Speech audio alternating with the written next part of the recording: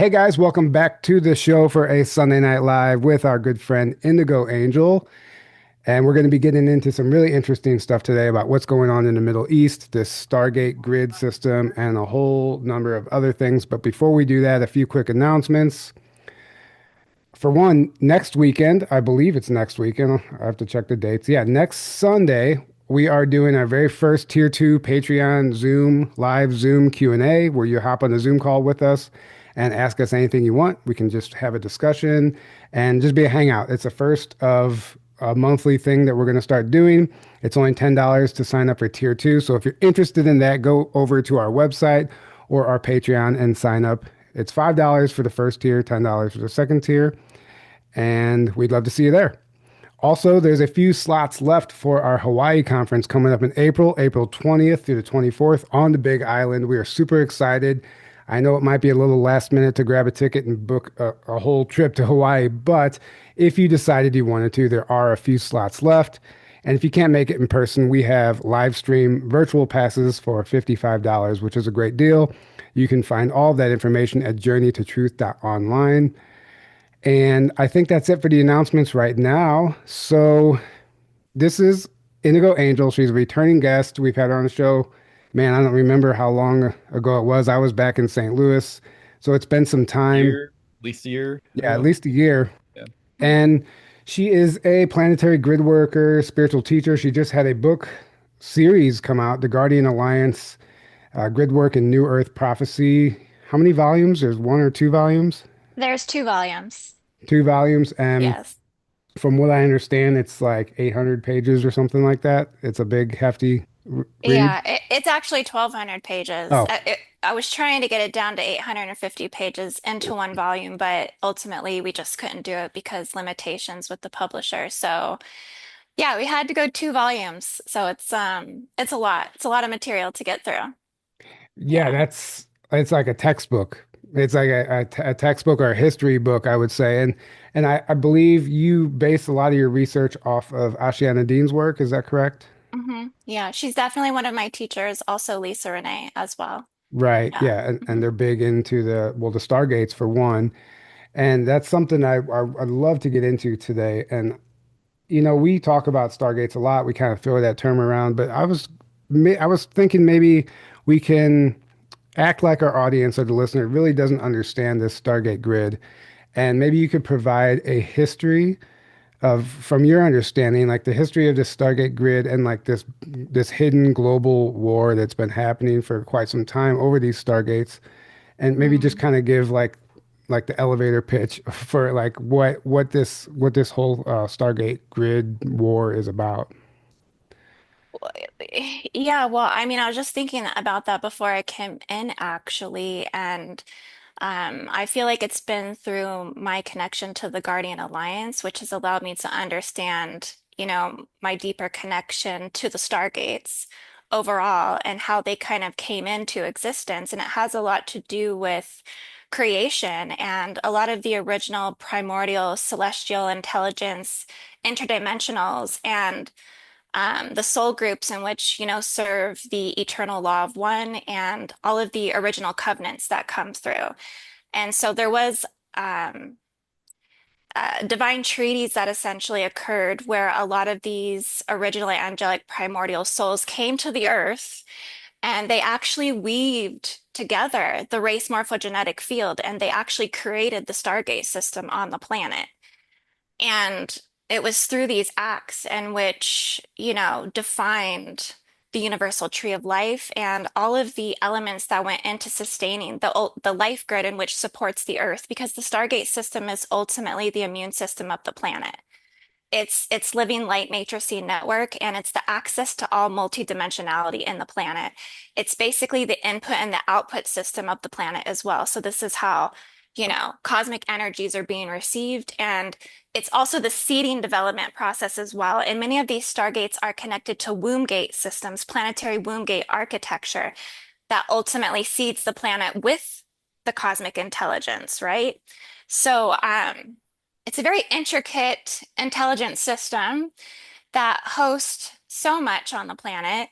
It's the living life system. It's the lifeblood of the planet. And so the health of these stargates is very, very imperative. It's extremely important for Earth's survival and all of the beings that exist on this planet, essentially. So, um, Yeah, you know, that's a yeah, wonderful yeah. explanation, and that's Yeah.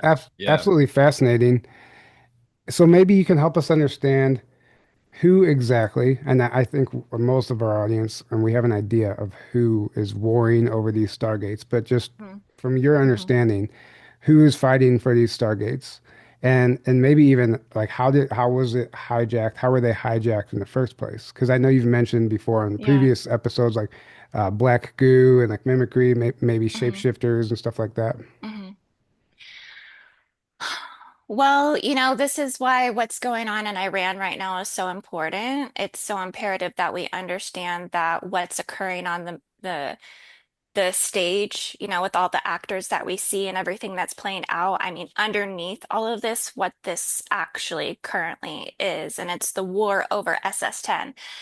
Stargate 10 is probably the most significant Stargate on the planet because it was originally a master gate system that was positioned at Mount Hermon and Mount Carmel and the Temple Mount. It actually created like a holy trinity, um, that carried all the codes from before the first galactic falls on this Earth, ever before there was invasion, Draconian invasion, Anunnaki invasion, all of these things. It was considered like a diamond stargate that transmitted all these very pure white diamond flame codes. And what it contained was the purity of the angelic soul lines on the planet. Like this whole triangulation zone, which was the original SS10, was the emanation gate of the seraphim line.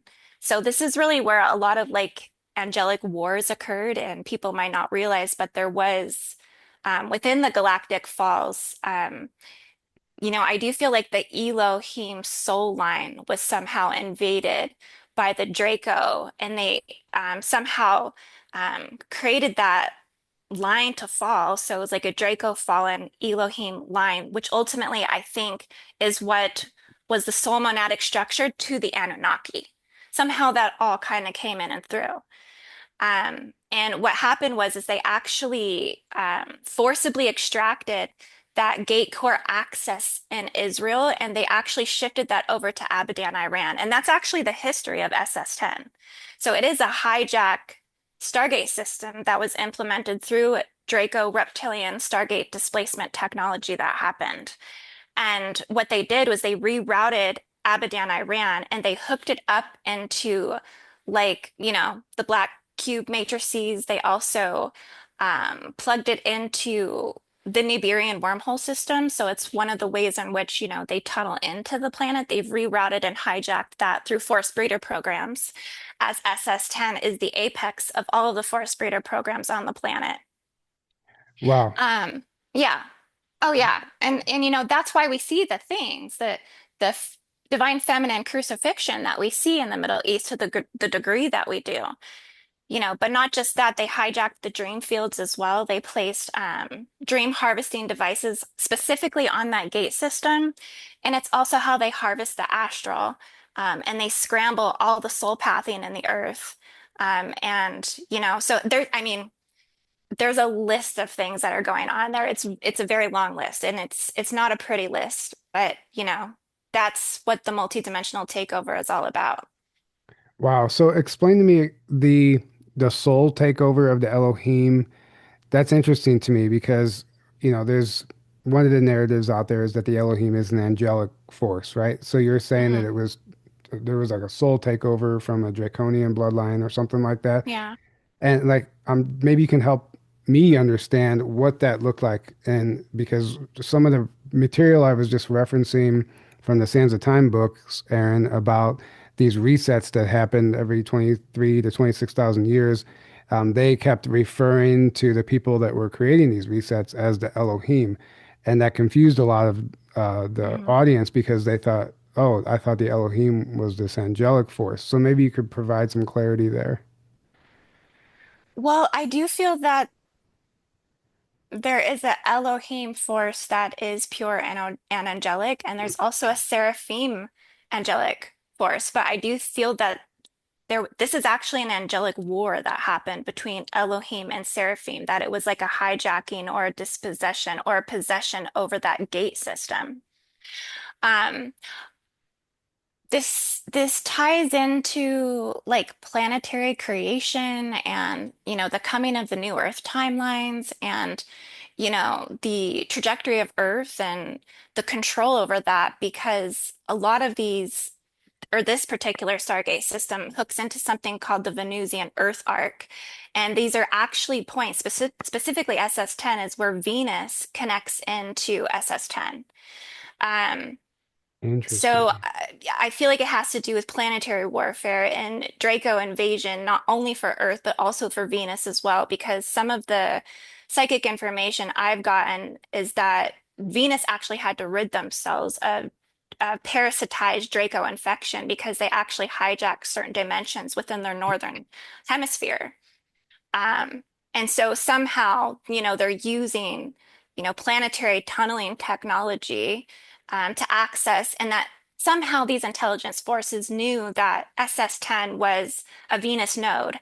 Hence why, you have this connection to ancient Uruk, um, the Akkadians, the Sumerians, and also Inanna, which ultimately later became Ishtar, which ultimately later was that connection to Venus. And so I think that it was temple desecration, some sort of temple attack that they did, through these devices and tunneling technologies. And ultimately, it was the first Stargate hijack that ever occurred on this Earth or on this planet. Um, Post, separation from Taran timelines and things like this. I think that SS10 was like the original location at which Draco somehow came through. And we know that this is through the Anunnaki. I'm not going to sit here and say that I know the exact events of when that specifically occurred, but I really feel like it has something to do with the Inanna temples and, um, the first civilization of humanity, according to the Sumerian civilization. Wow. Yeah, there's so much there you said I would love to touch on. Yeah. The Venusian part of it is very interesting to me because a lot of research I've been doing, a lot of stuff about Venus has been coming up and I've been covering it. And in particular, so, Aaron, that book, The Genesis for the Space Race, which is a fascinating read, Mm. is very, very good intel, whistleblower, insider intel from people on the inside. It was written in 1980, actually. The book is a very old Yeah. book, but it's profound and not many people know about it. So what they claim is that many Venusians have been, working with humans and the governments around the world to help, bring us to into this new age era of our golden age of global peace. But Yeah. I didn't know that the Venusians claimed that their original home was Earth until they were forced off planet and they to reside on Venus as like that was their, they had to take refuge there. And then the beings coming back to help us and why they're so vested in us is because they were originally from Earth, according to this material, which I find super fascinating. And if that was the first Stargate to be hijacked, it would make it's just all starting to connect. Yeah. Yeah. 100%. It's like 360 degrees. Yeah. Yeah, I didn't even have any of this understanding until I think it was like July 22nd, 2025 last year. I got this massive download, which was basically like this whole Venusian Mintakan Accord that came through, that kind of gave me all this information of how there was going to be a full rehabilitation of SS10 during a 2025 to 2044 window in which they're calling like a Guardian Earth quarantine where they're going to be transferring. So the war that we're seeing, this is just the beginning. I've seen that this is going to be something that will be very substantial over the next 19 years. And I know that's not what people want to hear, but the bulk of that transformation will happen over the next 3 years. But what's happening is actually controlled transfer of that gate system out of harmful, authoritative, trauma-based priesthoods and brotherhoods. Um, and into the control of the Magdalene bloodlines, which are the official bloodlines that actually are in covenants with, the Venusian sisterhood and things like this, and just like the um, crystalline prophecies of the future new earth and things like this, that it's a control transfer. And why that has to happen too is because of the imbalance of what is happening on earth as well when it comes to the oppression of women specifically in that region, that they are at the extreme, radicalized end of those forced breeder programs to the point that it's complete divine feminine desecration. And so that ball is going to essentially shift, right? And that the Middle East in the future will actually be like a divine, more of a matriarch or more of a divine feminine controlled node Stargate transfer will ultimately happen. Mm, But this goes back to, when you said like how does this tie in? I think the book of Enochian records, when they talk about the fallen watchers that descended at Mount Hermon. Mount Hermon was one of the triennial flame points of the original SS10. And that's where they descended, all the fallen angels and came and mated with, the women of Earth and things like this. I think that was the original forest breeder program to ever occur on the planet. yeah. So, yeah, all that's getting kind of corrected in the timelines. Can you explain how black goo ties into this and what role it played in taking over or hijacking? And you talked about this mimicry. Like, if we're going to take this down to a very 3D level, 3D beings guarding this gate, like, how would it have been taken over? Do you have any understanding on what that looked like? Yeah, well, black goo. I mean, black goo, I feel like is it's something that really oozes out of the eighth sphere. I mean, I just see that just psychically tuning into it. I'm tuning into a portion of SS10 that actually emits black goo out of it. Like is well, because there's so much AI.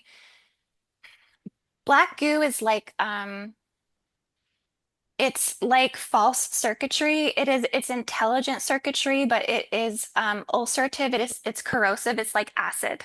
Hmm. So this is what kind of leaks through certain systems, certain portals, black hole systems and wormhole systems that are leading into other sectors of the galaxy, primarily that are dealing with non-human intelligence. They're autonomously controlled by Draco AI, like robotoids and things like this. So I think a lot of that is coming through AI chaos vortices, which is what a portion of SS10 actually is. And the mimicry is what these types that have access to this at such, that have weaponized these things, um, they use mimicry as a source of trickery and impostery that they use to hijack the gate systems themselves. Is they mimic, they pretend to be something that they're not, and they trick the beings that would be in charge or within guardian roles of certain gate systems and things like that. So it's about um, you know, It kind of like what we see AI doing to us now, not being able to tell the difference in reality, and basically. Yeah. precisely what happens in the show Stargate SG-1 too. The way Yeah. it's a well, parasitic takeover of the mind, and that's how they can infiltrate the gate system. Yep. Yes. And I think that show There's is disclosure. Go ahead, Aaron. there's so much disclosure in that show. It's funny you brought that up because Amanda and I watched all of it years ago, and we started watching it like 3 years ago, and then we got distracted on season one, and she's forgotten everything. So I'm like rewatching it with her right now. We just got into season two, and I like I mean, I knew there was a ton of disclosure, but it's amazing to me like rewatching it. I'm like, oh my gosh, there's so much disclosure Right. in this Mhm. show. It's so densely, Yeah. it's so And it's dense with it. and it's interestingly enough getting a reboot, so they're bringing it back with And they're getting, the yeah, original creators. So I excited think about that. stay tuned for that as far as more disclosures coming. Um, you mentioned a few things. So Magdalene bloodline takeover, is this like an authority transfer? Is it back in the right hands, or is that still underway? Is that still what the fight is about? Yeah, that's still what the fight is about, is what I've got. That it's a process that is going to happen through. a quarantine timeline that will occur from 2025 to 2044, that it's going to take time for those transfers to ultimately occur because we ultimately have to restore the pathways to Venus because that's ultimately what can come in and override a lot of this machinery that's, hijacked, this astral warfare over the dream fields, because a lot of this harvesting comes through the dream space. This is really kind of, how this is happening, I guess you could say, is that they are destroying the drain fields. It's a war for the planetary mind, and so they do things like through this tethering device, they basically can implant into the temporal systems. They can install artificial dreamscapes and overlays and inserts. They can hook wormholes into your body, into your field, and then in turn hook them into the frequency fences. So not only are you getting bombardment from, the outside world of what you're seeing, but really it's kind of almost tethered and hooked up into you. I don't know if you've ever seen like Draco implant systems or have ever got a glimpse of this, but whenever I've remote viewed the body, the physical body of any of the SS10 types, they're completely hooked up with the Draco implant system. I mean, they carry them in their field. I mean, it's crazy. It's the craziest thing I've ever seen. So yeah, they have tracker tags. They can measure your cortisol in the body. So if you have cortisol, let's say they install like a bad dream that they're running like a harvest cycle. The next morning, they're still harvesting through your cortisol being off or your central nervous system being off. And it's Yeah, how they harvest essentially. yeah, and that's absolutely happening. And I know some people that I believe even I experience this stuff, and I've the dream warfare is what I call it. It's been a very prominent thing in my awakening and through my journey. But I Yeah. appreciate what you're bringing to the table because that all resonates with me. But how do you override that? How does somebody break free from that if you are being harvested, if they are doing that to your cortisol levels? Yeah, that's a really, really good question. It's being aware of, what's happening on Earth, this multidimensional warfare that we're all experiencing, that it's a shared experience, and we do have to override it with understanding our telepathy and our telekinetic abilities and what we're becoming, those of us that are on the ascension pathway to fundamentally make your mission work a priority because you are being called into mission for a reason and you are meant to we dream the future together. That's how we create it. Mhm. Hmm. So Yeah. we need to learn how to dream together a future that is dissolving and diminishing the strongholds of these things.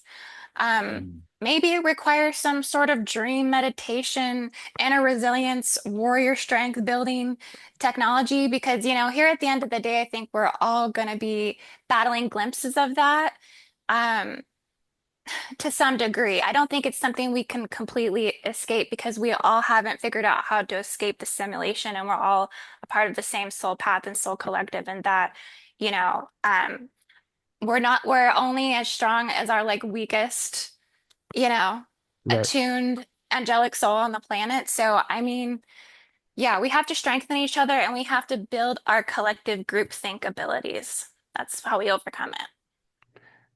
Right. Yeah. Yeah, absolutely. Thank you for that. That's an amazing advice because this is energetic warfare, right?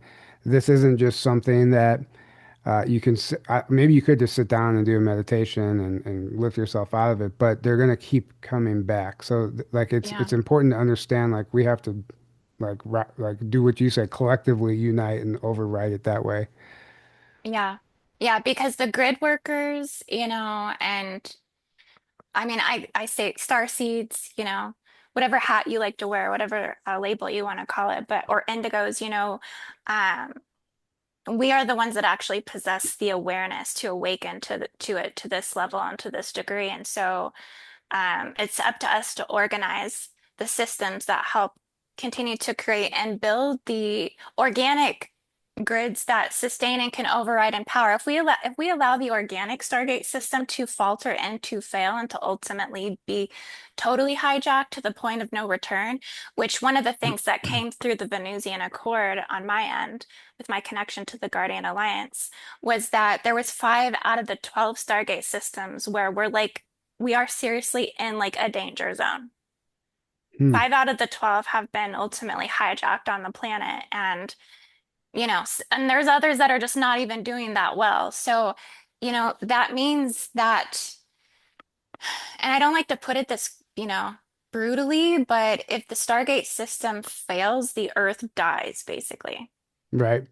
Yeah, and I think that's why not just you, but anyone who's kind of tapped in and understands what's happening in the bigger picture here, like almost, and maybe it's my algorithm, but so many people are talking about this Stargate in Iran, and that's really what this is all about, and other hidden technologies and extraterrestrial factions and all kinds of stuff. But I agree, like it's crucial to like take control of that one, and maybe the fate of the planet depends on it. Who knows? Maybe it's already been won and we're just playing it out. You know how that's one of the narratives out there, one of the theories. Yeah. But I've also heard that from a number of people that these gates can actually move and change locations.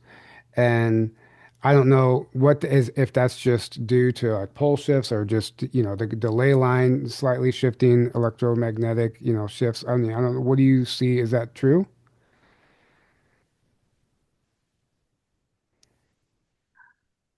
Mm, that they can yes move? and no. Yes and no. Yes and no. Uh, that's a complicated question. I do feel that Well, can they prior. move? Can a Stargate change locations? That's to simplify it. I don't think necessarily that they're going to move unless like the core access or the core wheel or the core sustainment is somehow rerouted, so to speak. Um, because they're natural passageways, they're natural portals that, are according to, the electromagnetic field. And I feel that there were probably a different set of stargates prior to pole shift, that the whole like Mu and Lemurian um, grid templating, like prior to fall, that there would have been maybe a different complex of Stargate systems. But after pole shift occurred, that also somehow plays into the Stargate system that we're dealing with now. I also think that new Stargates can pop up at any time as well, and that we do have baby Stargates. I call them like Stargate class twos that are located in places where you have like dragon eggs, which are the emergence of new lands that are coming from the tectonic plates and things like this. That some of them are in pre-form and that they will ultimately make their way to their, ultimate placement. But I don't think as far as like the timeline we're in now that they're just up and relocating. Yeah. Well, the only reason I bring that up is because Carrie Cassidy's whistleblower, Mark Richards, she just released 2 books of his, testimony. And he, on a number of occasions, matter of factly says that they do change locations. And that's why we've set up shop in the Middle East because they're constantly shifting and Mm, they have to be able to move with it to keep it guarded. And that's just what he says. I don't, that take it with a grain of salt. That's just coming from one person. But he says it so matter of factly, and he brought it up a number of times, and he couldn't like he in fact he emphasized it. He's like, they literally can move, and they don't know where it's going to jump to, but they have technology that can help them identify where it's shifted to, and it could be up high in the mountain range somewhere, like it could be anywhere. mhm. So Well, I wonder about that because I feel like there's different classifications of portals, vortexes, and gateways. How do they know that they're actually reading Stargate energy? How do they know that they're not yeah, just tapping into a Shambhala portal or a solar zone, like where you have a solar sun disk or a location that's being primed for a future golden light city? You know what I mean? Like, there's Mm. a lot of different holographic architecture, and so I would have to probably, read into his work a little bit and apply what I've yeah, also learned to it, you know what I mean? But right, yeah. I'm not trying to challenge yeah. what you're saying. I just was curious of what your thought about that, and also you just said something that really piqued my interest. So you said well, a solar gate or whatever can prime an area for a future city, like a light city or something. Can you explain that a little more? So like these. just explain that, please. Yeah, well, we have, well, and this is okay, so back it up just a little bit. We have things called timeline grid models that hold up different light matrices that hold up different timelines in the planet as well. And a lot of the current stargates that we have on the planet, they're holding um, particular light matrices that are actually holding the divine, holy, organic, spiritual blueprints in the planet. And a lot of the prophecy narratives have been very consistent, I would say, over the last 6,000 years on this planet, like specific prophecies, especially pertaining to the Americas and the activation of the Americas and how significant the Americas are to the direction of the new Earth and where we're going in the future, and also the influence over the rest of the world. That really hasn't changed. And because of that reason, that's another reason that's signaling to me that maybe things haven't shifted because a lot of those prophecies are still intact, which Right. are the prophecies themselves are connected to the timeline models, and the timeline models are connected to those solar sun disks, which are like radioactive solar logos plasma, basically that are, preform that will build the auric, the astral, and the etheric structures that will, call forth and allow those golden cities to manifest Hmm. in the timeline, essentially. So, I mean, if you've ever gotten into any of Laurie Adele Toy's work, it's some of the most amazing, like, future prophecy um, work that I've ever really come across. She talks and prophesies there will be a coming of 51 golden light cities that will emerge. And so she has a lot of like geometric structures that she's kind of aligned up with how those are stacking and how those are building in the land. But I feel that ultimately what predisposes them is these solar sun disks that activated according to the strength of the crystalline matrix and the crystal veins in the earth, and that they compose themselves, and then the golden light cities build themselves upon that. And And in the Americas, I mean, there's lots of these in a lot of sacred locations. yeah, like over here in Sedona, Arizona, where I'm at, there seems to be that's a very prominent energy over here. I've tapped into that over in Chaco Canyon. New Mexico, I literally took a picture at sunset and caught what looks like a floating city. I mean, for lack of a better term, but it is in another dimension. So I think we're getting glimpses of that happening in these in certain regions. And Aaron, did you have any questions before we move on to something else I have No, here? this is amazing. This is fascinating. It really Yeah. is. Yeah. So let me But look. yeah, I think speaking of like you got that picture of what looked like a floating city. I've seen many other people get similar things where they're like, "Whoa, what is this in this picture? It looks like something in a different dimension, almost like phasing in." Right. And I think we're going to see more and more of that moving into the future where Yeah.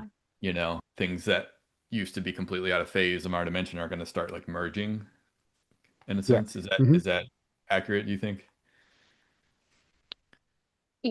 Yeah. I mean, what, yeah, because well,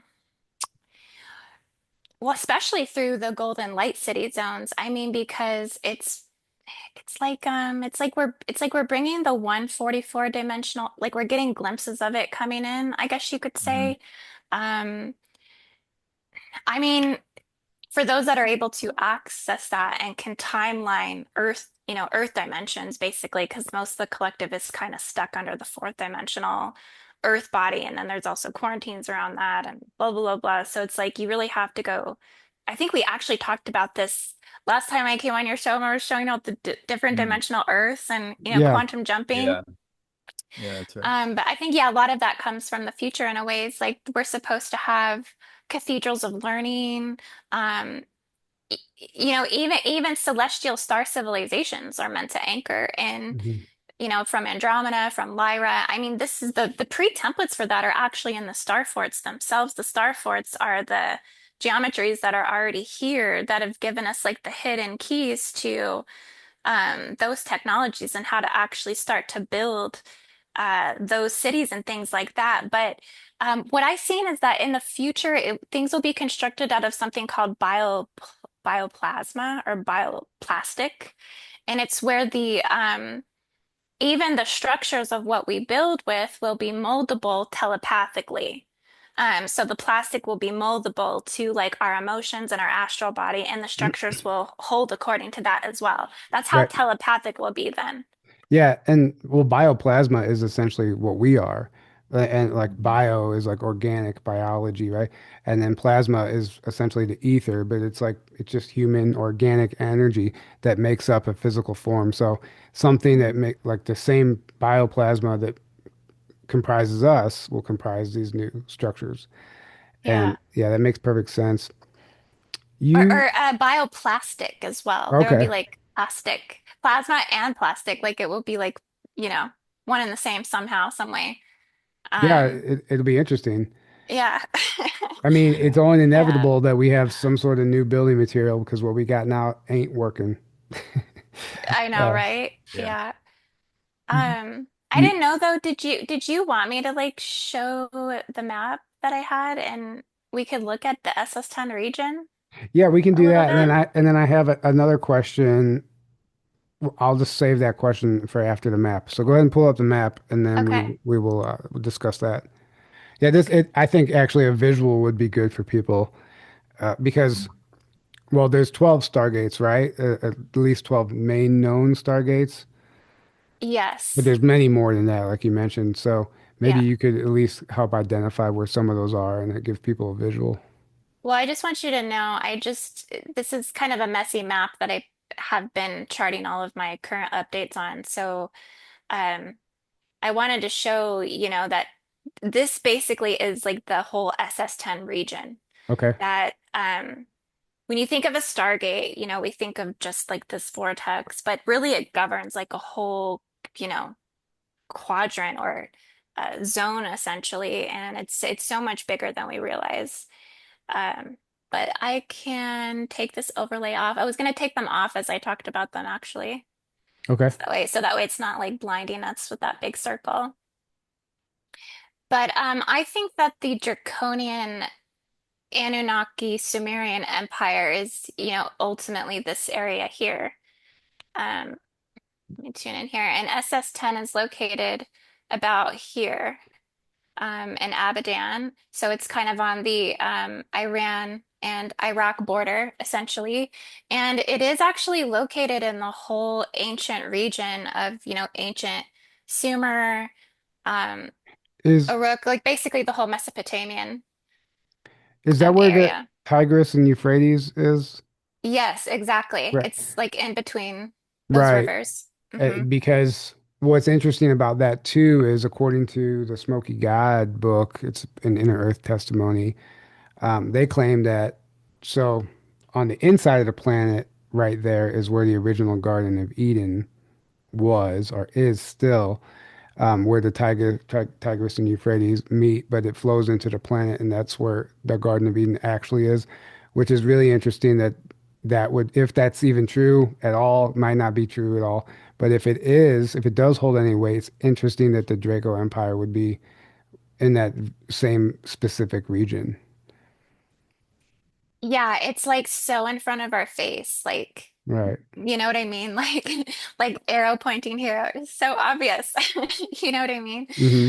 Um, and so, I mean, I like to say, that there's somehow they have even like some sort of earth tunneling, that they can create other SS10 areas. Like it's almost like as if they can duplicate artificial portions of the Stargate and implicate them in other zones on the planet. Like I do feel like we have SS10 strong arms that exist in the United States that, we have they've somehow wormholed and we have these extension arms, such as, places like New York City, um, Dearborn, Michigan, Texas, Houston. I mean, like you can, see how SS10 types have essentially mobilized themselves into other places. But I think that the whole region, ultimately, that the apex of it is Qatar, that it is Doha.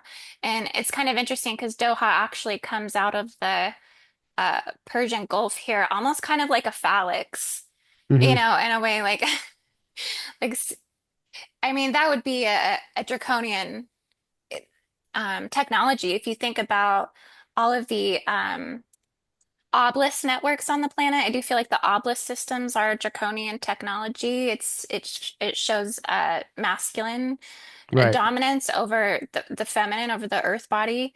And, It's how and they substantiate divine feminine geometries and things like that. and it could be like a way to siphon kundalini energy too, I think. Yeah. Some of that grid is doing that. Absolutely. That's why they want such a hypersexual society, because they're harvesting that energy through the grid that they have in place. Yeah, definitely. Definitely. And then we have all, the current warfare over the Strait of Hormuz and Karg Island as well, which is another place that is very significant, within this sphere, because this is where, I think 25% of the world's oil is distributed through these locations. And then this is like, a major contention point for the current war that we're in, is these two spots here. Um, So the blue dots are like over there by Jerusalem and all that stuff. Are we looking at, are those, what do the blue dots indicate exactly? so yeah, the blue dots are locations that I just, put on the map. They're important. Like Mount Hermon is here. Okay. This is where the fall of the Watchers occurred. This is the Mount Carmel. This is where the Archangel Michael ley line ties into Mount Carmel specifically. And then you also have the Temple Mount, which, all the prophecy that's behind that. I do feel like the Temple Mount is a solar Melchizedek logos vortex. Um, that's anchoring all of that fallen Elohim energy into it. But I think it's running both. It's running both, systems, fallen and non-fallen. But I think that this triangulation here was the original SS10 location. And what's interesting about that is you have Andromeda's rock over here that's on the outside of Tel Aviv as well. And I feel like that's significant because, Andromeda ties into the original SS10 structures and things like this. And so I think it just adds another element to like verifying or proving that this So, was the original location of it. so what is Andromeda Rock? Is that like a known structure? Is that well What I known? got is that Andromeda's rock is actually a rock that came to Earth from Andromeda. Okay. Yeah, Is it but is it this is it something known, or is that something that you channeled? this is something I channeled. This is in my Okay. book. Yeah, a Okay. lot of this information is in my book, The Guardian Alliance, Gridwork, and New Earth Prophecy. I talk all about this stuff. Yeah, so I mean, another thing I think is significant about this area too is you have, Göbekli Tepe up here. Um, this is Giza pyramids. And then you have Abadan, Iran, SS10, which this is SS4, this is SS10. And then you also have the Kaaba, which I feel like is a Draco hive. It's a Arabian vortex ring, and it generates like satanic and Saturnian death cult spheres within the planet that ultimately connect into the spike matrix in the planet, which is kind of like this Saturnian cube that rotates inside of the planet, and it basically harvests from this location. And I do feel like the rock outside of the Kaaba, that's the draconian kryptonite rock that actually came from Thuban in Draco, is what they're worshiping. Oh, really? Interesting. It's interesting to me too. I mean, that obviously makes a cross. It reminds me of the Templar cross right away.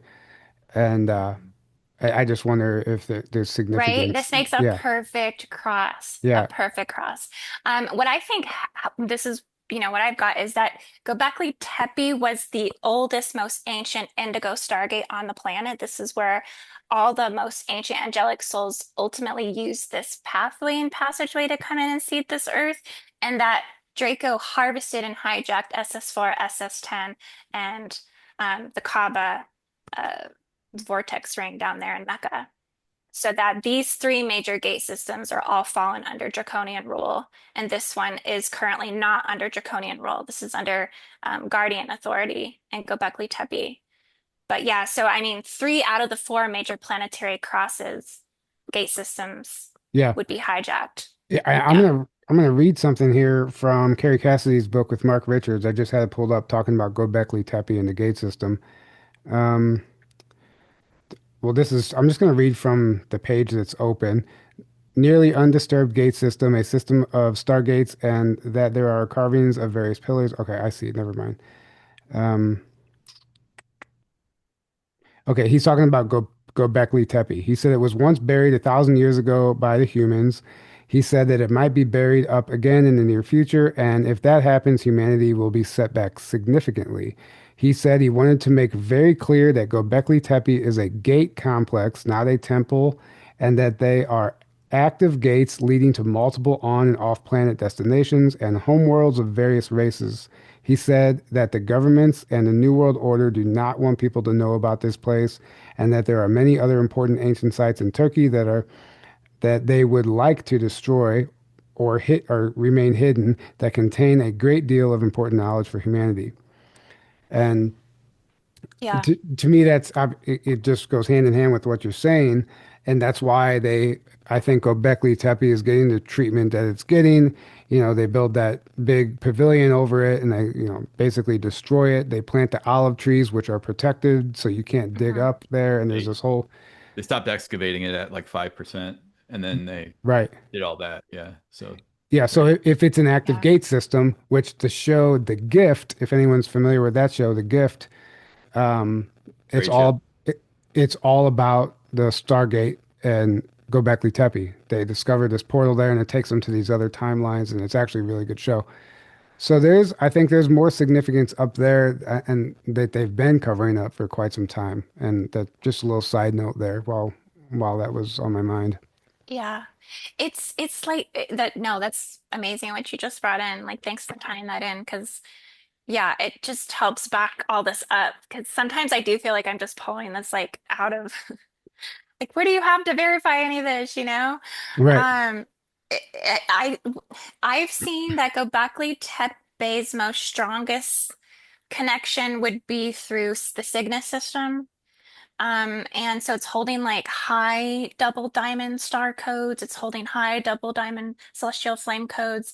It's containing the swan sphere as well, and also has to do with like, death and rebirth on this planet and like the reincarnation, holding up the higher holy angelic spheres that dictate reincarnation and evolution of the soul, and things like this. And so I think this ties in directly to this whole planetary cross ties into the Cygnus cross in the diamond nano liquid of the Milky Way.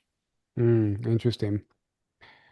So, okay, I have are you done with the map right now, or do we have Yeah, more to yeah, go sure. over here? Well, there was a couple other things. Sure. I do feel like, yeah, all these horrible things are happening in Iran, like it's being bombed to hell and all of these things. But I do feel like there's an underlying like organic grid of other particular locations that would be helping the evolution of this as well. Like you have Mount Damavand, which is also a volcano, and it's holding like a 12th dimensional shield. I've kind of predicted that maybe like over the next 5 years or something like this, that volcano will eventually erupt and that it's going to bring transformation to Tehran. But there's, these guardian systems all working together to bring forth transformation. Yeah, that actually kind of brings me to what my next question was going to be about volcanoes, because I saw you recently were talking about Pele awakening and volcanoes erupting worldwide, and we're getting ready to go to Hawaii in April. Mhm. Obviously, Pele is protector of that land, our guardian of that land. So, what are you seeing right now happening with Pele and these volcanoes? Well, Pele's like she's like the queen volcano on the planet. Which island are you guys going to? The Big Island, Okay. so the biggest one. Yeah. Yeah. Is Kilauea on the biggest island? Which island is Kilauea on? I'm not sure. Somebody's probably screaming in the chat right now. I don't know much of. Let me check. Hold on. But yeah, so Kona in particular is where we're going on the Big Island, and that would be on the southern tip of it. But I'm not sure. We will be going to Yeah, Volcano. Kilauea is on the Big Island. Okay, and Okay. so we will be going up to Volcano National Park and experiencing that energy while we're there. So Yeah. if anybody wants to join us, I would just say to be very, be prepared to be very humbled. I would say Pele's spirit is one of many lessons. Like she's here to teach lessons. She's here to kind of hold the like the red light or the green light when it comes to planetary transformation and destruction. And she's been in a constant state of eruption for quite some time. I think I get updates like almost every other day of like she's spewing magma and lava. So I mean, I think there's definitely a lot of psychic energy and connection and communication that you're probably going to be receiving when you go there. I would definitely take her an offering. yeah, Um, that's a great point. Thank you. Yeah, that And is. and I Yeah, know like don't try to take something from the island, especially lava rock, without permission as well.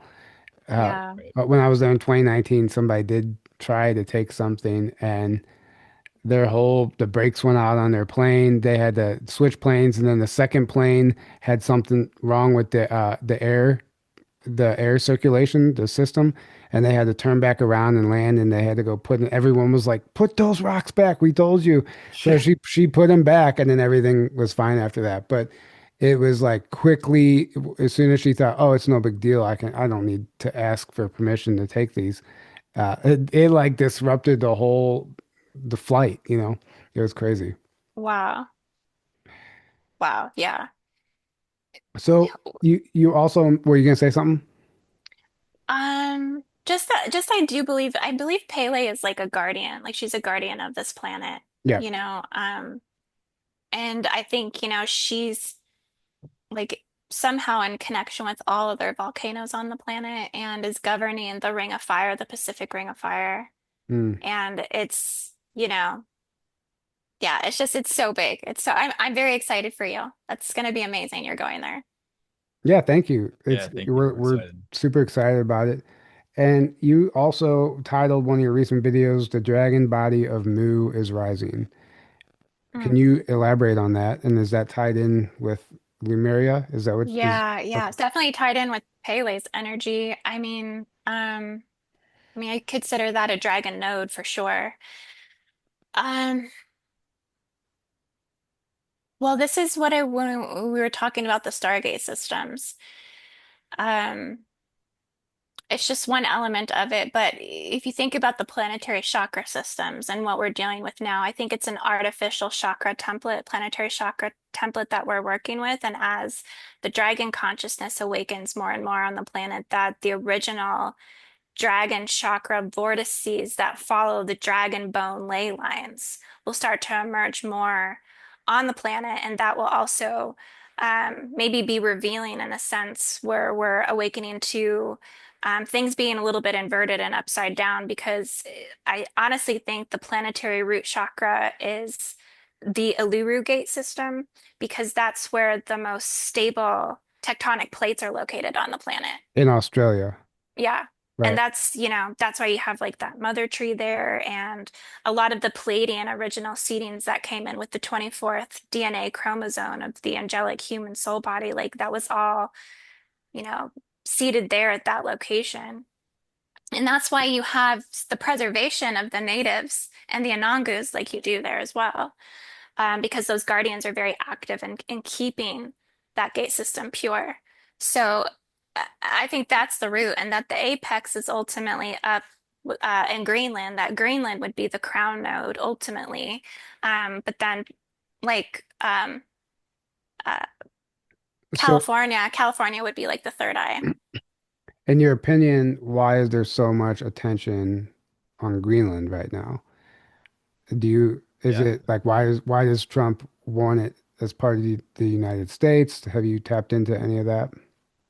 Yeah, yeah, yeah. I've done I've looked into that a lot actually. I think it's about, it's an empirical quest, that's for sure. I think, Trump is a empire archetype, like an emperor archetype. It's about controlling, the northern regions. I mean, because that's really where I think there's a lot of things up there that are going to be revealing themselves. I know that there was, I can't remember the name of the guy, but there was a guy who talked about that there was a massive UFO up there in the center of Greenland, Yeah. which really, the more that I kind of got into that, it's actually some sort of futuristic technology that's connected to the Hyperborean gate system that's encoded into the core of Greenland itself. And even as I started to look more at the structures there, there's like the Iliostat passageways, and there's a lot of military bases that are around that. Hmm. And a lot of those access points through the broken up glaciers are actually time portals and time vectors and things like this. So, I mean, it could be the opening to beyond the ice wall. It could be where they can gain access to the uh, pole manipulation, things like this. I mean, there's reasons why the Nazis were some of the first groups to actually go up there and quest to discover what is up in Greenland. And Right. yeah, Yeah. so I mean, this opens a whole can of worms. I mean, So is there a known, is one of the major stargates there or not? mm, um, I just, yeah, I didn't come across a specific Stargate in Greenland, but I did come across a very significant ley line that's running from the Nord Station down through this supposed UFO site that runs down through Washington, D.C., down through SS2, down to through the Yucatan pyramids, and all the way down to Rapa Nui. And it ties into some prophecy with the Guardian Heads. I call them the Thousand Guardian Island. Um, these Guardian Heads are actually connected to a planetary defense system that activates kind of like the fifth element. when you say guardian heads, you talking about like the Easter Island Moai heads? Yes. Okay. Yeah, because Yes. that's what his name is, David Wynn Miller, by the way.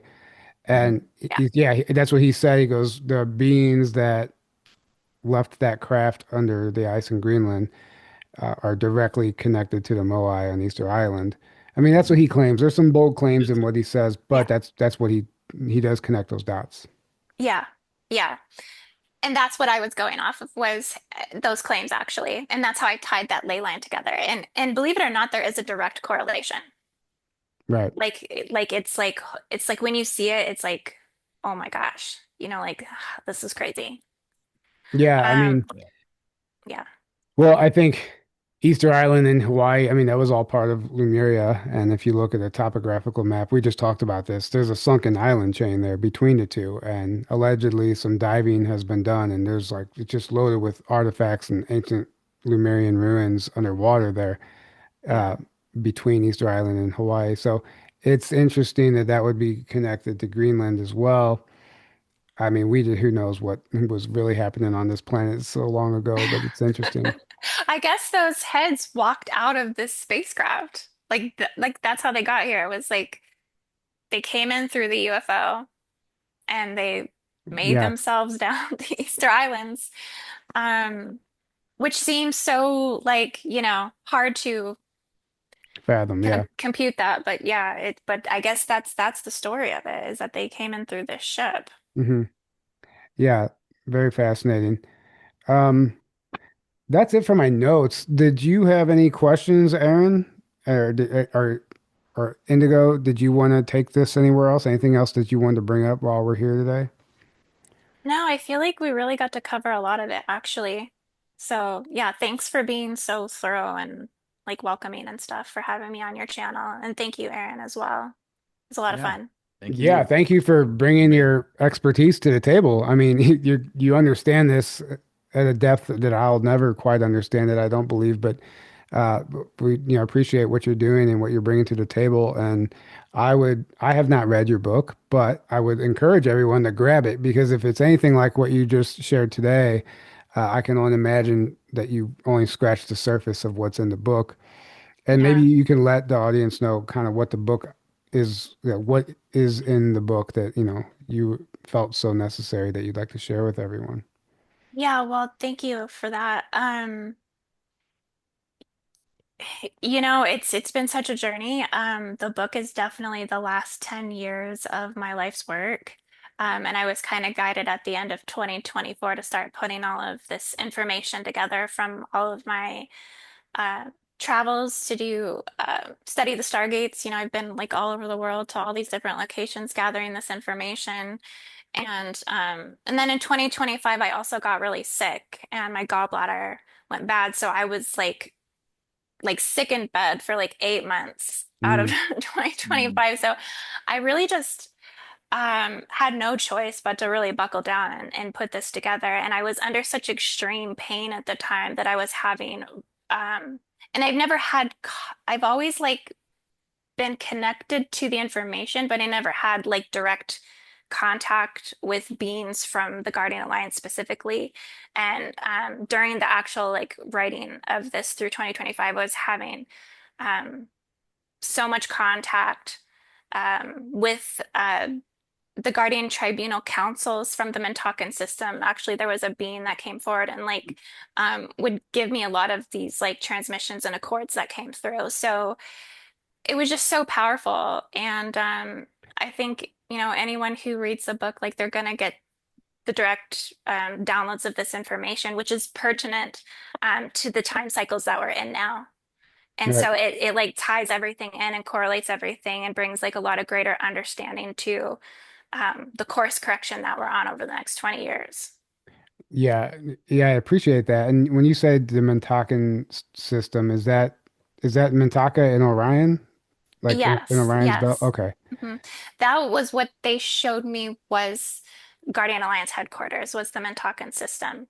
That it was surrounded in like it's a blue diamond citadel. Um, and it's basically a diplomatic council that many beings come to organize and essentially make contact with beings here on Earth. But it is the only preserved location in the Orion system that isn't actually like hijacked or taken over or tampered, and it's being preserved for a reason. Yeah, I've heard the same thing. It's still healthy. What's the name of the book? It's the Guardian Alliance, Gridwork, and New Earth Prophecy. Volume 1, Planetary Architecture, and Volume 2 is Planetary Stewardship. So are they two separate books then? Yeah, two separate books. The first one is 570 pages, full premium color Wow. print, like um graphics, charts, um grid templates. I mean, it's pretty extensive. And the second one is 710 pages. Wow. 340 of that is continued chapters, but the rest of it is like study manual and material. Like it has the glossary, it has the index, it has the appendix, and just everything that someone would need to actually study Ascension terminology and the New Earth lexicon. Because that was one of the things I was shown that I needed to do was help people to interpret like the New Earth languages, and like the evolution of how we're going to communicate this language. Yeah. So the study material is very, very important to the whole book. Yeah, that's wonderful. Thank you for doing that. And I Yeah, guess that's I incredible. suppose I'll have to grab a copy. And I'm sorry I have not done that yet. So they're available on your website? Are they on Amazon? hmm How can people get them? Yeah, it just got enabled for distribution on Amazon and Kindle. But the best place to get it is through my website because I'm offering the biggest discount that I can through my website for everyone because distribution retail price is very, very high because it's such a high cost to make this book. That you'll get a better deal coming to my website. Right. Awesome. And Yeah, then your web, IndigoAngel222.com. and I do have that linked below in the description. And yeah, I'm just looking at the chat here really quick. Don't see any other questions. Um, thank you for coming on today. Thank you Yeah, thank for you. joining us. Thank you for sharing all that amazing information. And is there anything that you would like to leave us with? Any final words, any announcements, anything you have coming up before we wrap up? Yeah, no, thank you for having me on. This was so much fun. Like, I really appreciated this. And just that I am considered going to the Rise of the Guardians conference. I haven't like locked it in 100%, but I've been, really Nice. thinking about it. So I might be going there and having a speaker spot there. So that will be really exciting for Great. me. Yeah, that's Yeah. right here in my backyard. So it might be Yeah, and cool. you ended up moving to Sedona. Was it between Sedona and Florida, I Yeah, it thought? was. Yeah. Okay. Yeah, I got strongly led here for a number of reasons, and I understand why now that I'm here. It's a very special place. Yeah. That's awesome. Well, you look hmm like you have a tan going on, so, I maybe it's Oh yeah. Sedona the tan. the high every day this coming week is like in the 90s. So I mean it's already very hot here. So it's hot and sunny already.